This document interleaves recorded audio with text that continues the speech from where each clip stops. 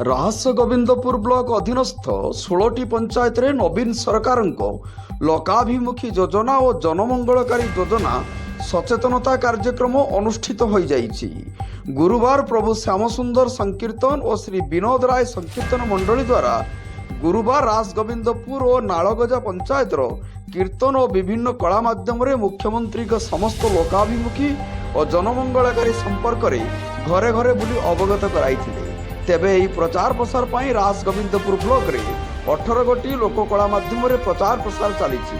विनोद दास, झाड़ेश्वर भंज, नरसिंह महांती, पूर्णचंद्र दास, राधाकृष्ण साहू, नलिनीकांत साहू और बहु संकीर्तन कलाकार द्वारा विभिन्न कला माध्यम रे सचेतनता करा जाइथिला।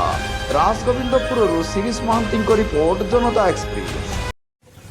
आया परिचयटा के देबे। मु विनोद बिहारी दास, राजगोविंदपुर मठर कीर्तन दल मुख्य। आम कीर्तन दल ना हूँ श्यामानंद महाप्रभु संकीर्तन दल।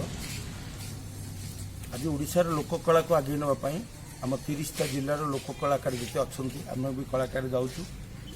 लोककला मध्यम लोक मान सचेतन करने कार्यक्रम आम गाँ गंडारे कौन सचेतन करेंगे?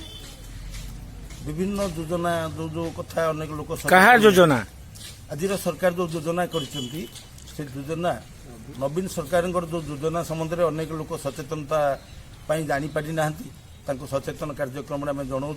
आपण मैंने कहीं वंचित नुहतु, समस्त योजना लोकों पाखे पहुँचू।